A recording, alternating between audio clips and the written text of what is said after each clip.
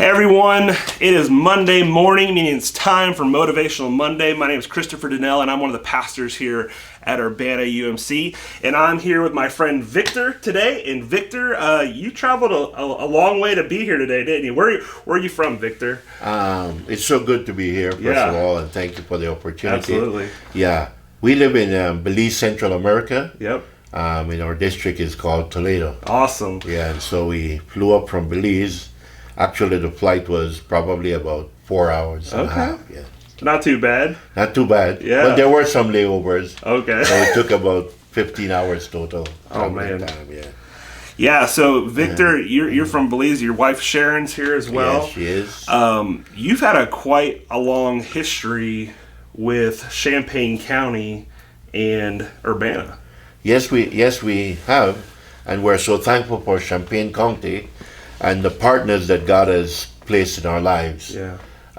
If I can speak a little about our ministry in Belize, is it all started 18 years ago. We had a little church of 12 people, and God spoke to our hearts that we weren't doing what He had called us to do, and He gave us a vision that we needed to build a center that would minister not only to the spiritual needs of the people, but also the physical needs of the people.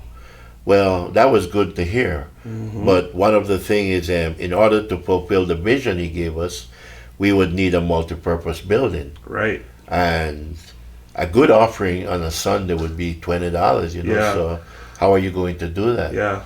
We're so thankful that I believe 7 years ago there was a mission trip from Champaign County and Westville United Methodist Church, and I believe a couple other people from Grafton United Methodist Church was down there. Yeah. And God placed it on their heart to come alongside us and partner with us. Yeah. And so I think this is our third trip to Champaign County. Okay. Third trip. But 3 years ago when we came up here, we were seeking partners to put on the roof for the building. And the roof for the building was going to cost about $100,000. $100,000. And so we did everything we could back home, and I believe, had come up with about $45,000. Okay. And so we were short $55,000 when we came up here. Well, we are so thankful that churches and individuals in Champaign County pulled together, and when we went back, we had enough money to put on that roof. That's awesome. And we're so thankful that we were able to do that. That's so cool. I mean, how far is Belize from Urbana, Champaign County, would you say? I know it's 2,000 miles to Houston. Yeah. And I don't know how much from Houston to here, so that's probably a lot of miles. Yeah. It's a lot of miles. Probably about double that almost. Yeah, probably double that, yeah. And so that far away, there's a connection. There is a connection that God has used to fulfill the vision. To fulfill the vision and to minister to the people there. Because the building is not the ministry. Right. But the building was just necessary, right, so we could do the ministry that God had called us to. That's right. So what kind of ministries are you doing? When you say, you're ministering to the spiritual, right, which is important. Yes. Really, we'd probably say the most important, right? But then physical, I mean, what kind of things are you doing in Belize? All right, physically there are so many things that we are involved in. One of them is if you Google Belize, and I've noticed that Belize has gotten a lot of exposure up here lately. Okay. But it's mostly the northern part of Belize that have the tourist destination. So we happen to live in the south, where the indigenous people live. Okay. We live among the Quechua and the Mayans and the Garifunas, the East Indians. So most of the indigenous people live in our area. Not many jobs. Most of our people are what you would call subsistent farmers. They plant the corn that they're going to eat, and if there's a little corn left over, they'll travel to the market to sell it, and maybe buy their flour or buy other things that they can't grow. That's about it. And so there's a lot of needs, and one of the needs that we saw was people need clothing. Yeah. So we started distributing clothes, and I believe that this year God helped us that over 4,000 people were able to get clothing and footwear. Out of your center. Out of the center, that's right, out of the center.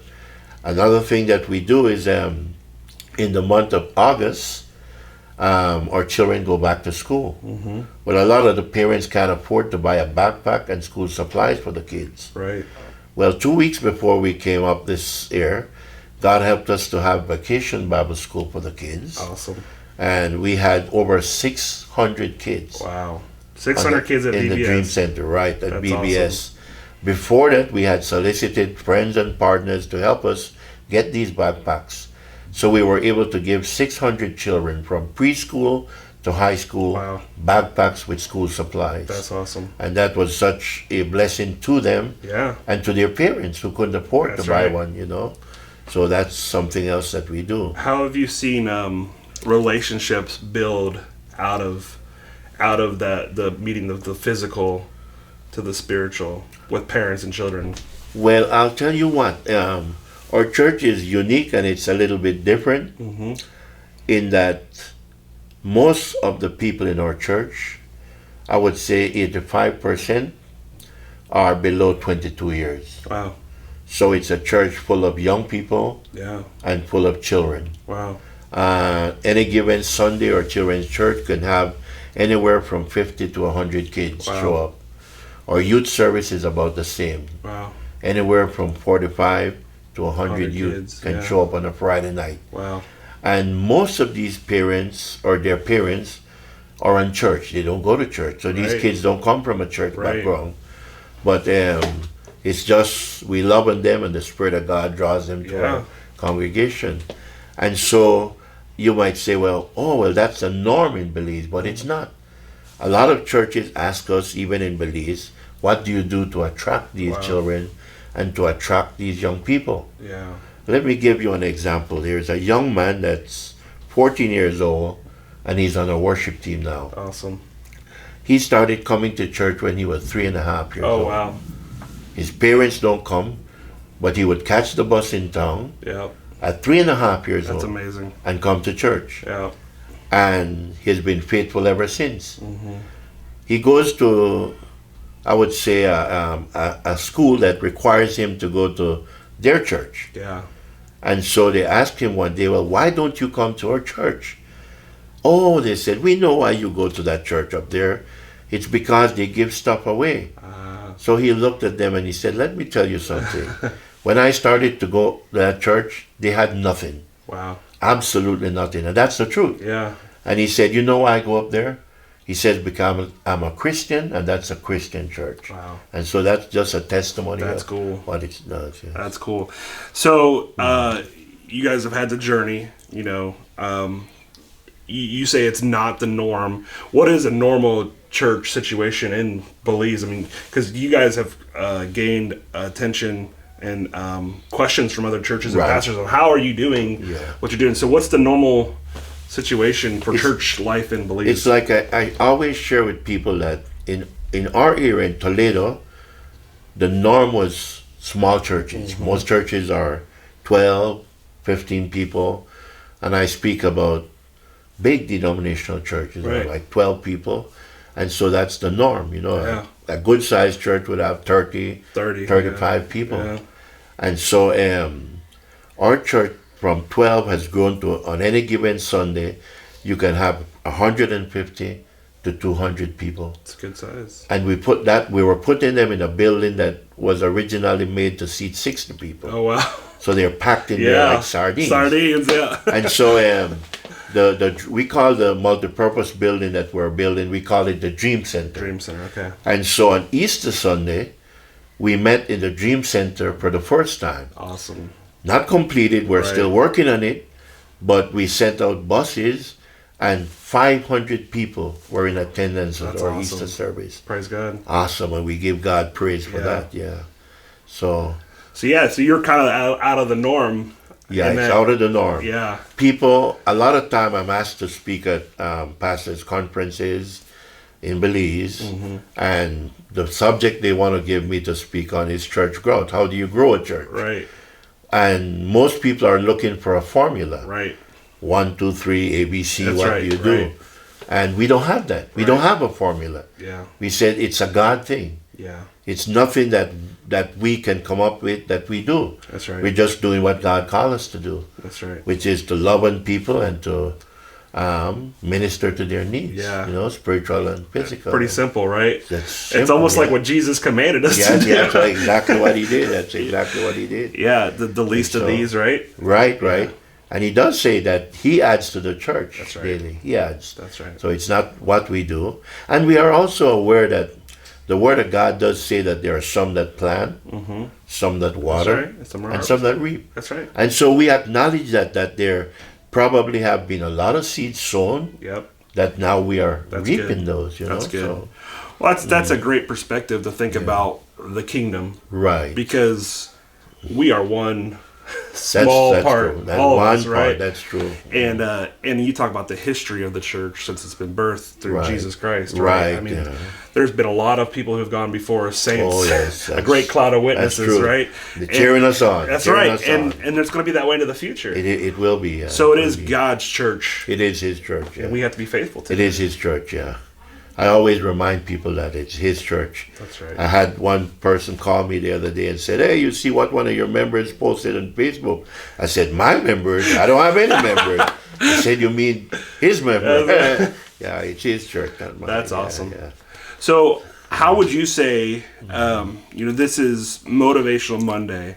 How would you say you have been motivated by Jesus? Like, what is your burden? What is that thing that you can say, this is why I continue to march forward. This is why I believe in this God dream. This is why, I'm here in Urbana right now. This is why we're going to continue to plant seeds and grow and reach the lost and please. What is it for you that you would then turn and tell Christopher, the thing that challenged us was we believe that nobody is on this planet by chance or accident. That's right. That God placed us on this planet. That's good. And like He spoke to the prophet Jeremiah, He said, even before, He said, when you were in your mother's womb, I formed you. That's right. And He had a plan for us. Yeah. And the thing that challenged us 18 years ago was, I was a successful businessman. We had this little church of 12. I was a part-time pastor. But God challenged me that wasn't my purpose. That's not the reason that I was put on this planet for. Wow. That He had called me to be a pastor. And what we do at our church is we bring people in, we build people up, we train people, and we send people. Wow. God has called us to reach the lost, train them to be disciples. That's right. Train them for the vocation that God's called them to, and send them. That's right. Because He said, go. Right. Go into all the world. That's right. And the beautiful thing about it is that a lot of time we think go means going physically. Right. Which for some it involves that. Yeah. But it's like Champaign County. Everybody in this county hasn't been to Belize. That's right. But everybody that somehow gave towards building that center. Everybody that contributes school supplies or a backpack or whatever it is actually a missionary going. That's right. Because they're touching lives there. That's right. And making a difference. That's right. And so that's our whole life. That's what we live for, to bring people to a saving knowledge of Jesus, to disciple them, become disciplined followers of the Lord, and to find their purpose in life and to run with it. That's good. Yeah, I love, for me, that the key word about purpose, I think, because again, I mean, there's lots of people who have said yes to Jesus, and maybe go to church, but then they don't know why they're there, right? Yeah, they don't know why they were created. You can go to church your whole life and not live into your purpose. Not live in your purpose, right? Yeah, that's true. And, I love that you talk about vocation too, because not everyone is called to be a pastor. That's right. That's right. Right? That's or right. a missionary. That's right. But they are as important as That's a right. pastor. That's right. And that's what we tell people. You might not be on the pulpit preaching, Right. but your vocation, whatever God called you to be, is as important as the person behind the pulpit. That's right. That's good. Because at the end, it's like the Apostle Paul said, I was faithful to my heavenly calling. That's right. And that's what we want to hear at the end, that we were faithful to what He called us to do. That's good. Whether it was sweeping the church, whether Right. it was, cleaning the bathroom. Right. But that's what you call me for, and I Yeah. did that, yeah. So I would say for those who are watching today, maybe your motivation today is to find and lean into your purpose. That's right. Yeah. Right? I mean, again, it doesn't have to be a pastor, it doesn't have to be a missionary, but you have the same spirit that raised Christ from the dead that lives inside of you, that's going to equip you to be the best mom, the best principal, the best firefighter, right? The best construction worker. That's right. Because God has called us for a purpose in a time as this, right? Sure has. Yeah. Doesn't matter what the vocation is, but that's right. He's called us. That's good. So, Victor, support. How do people rally around this continual mission for you? I mean, what can people do here in Champaign County? Who can we get connected to help support you and to hear more about this and to get on board with what's happening there? Well, one of the things that we're so thankful for, Christopher, is that Westville United Methodist Church adopted us as a sister church. That's awesome. And so definitely there are people over there that you would get with, and they know all about what's happening in Belize. Perfect. Yes. And Steve Posley. Dr. Steve so is... Westville United Methodist Church and Dr. Steve Posley are great connections.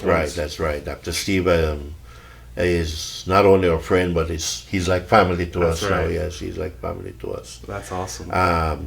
There are a couple things that we want to start this year, Christopher, is one of the things that we've discovered in Belize is that many of the children can't afford to pay for their lunches at school.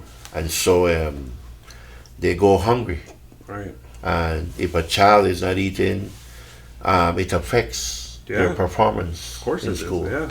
And so this year we want to start a feeding program for these kids. Wow. We have a community garden at the church. Okay. And our members work in that garden, and the garden produces several vegetables. We want to use that to start feeding these kids, and we're looking for sponsors. Okay.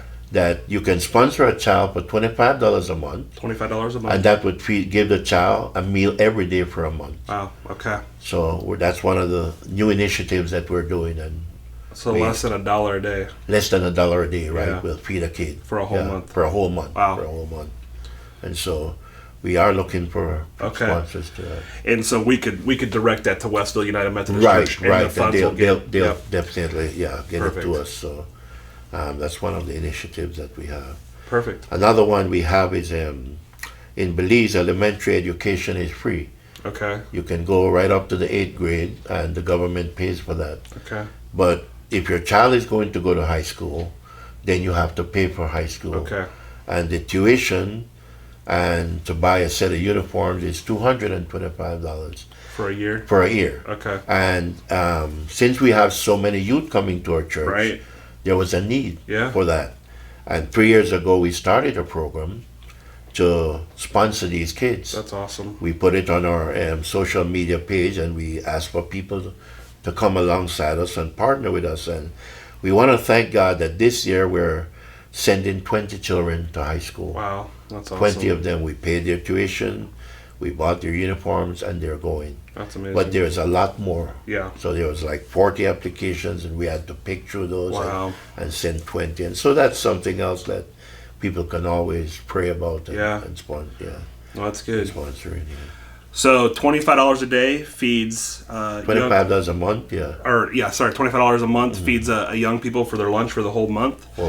And then if you're wanting to sponsor a young person to go to high school, $225. That's a year. A year. Yeah. And again, if you're interested and you're watching today, comment on the post or message us here at the church, and we can get you connected to supporting Victor and Sharon in their ministries out of Belize. So, Pastor Victor, thank you so much for sitting down with us today. Yeah. It was a great conversation. It was a pleasure. Good. And we just pray blessings on what God's doing there. Amen. We appreciate it. Yeah. Thank you. We covet your prayers. Absolutely. Yeah. So go today looking for your purpose, as Pastor Victor reminded, and that is your motivation for this Motivational Monday is to find your purpose and lean into it, whatever God has for you, because He's got something for you, and we have to discover that. Amen. So we'll see you next week. We love you, and we're praying for you.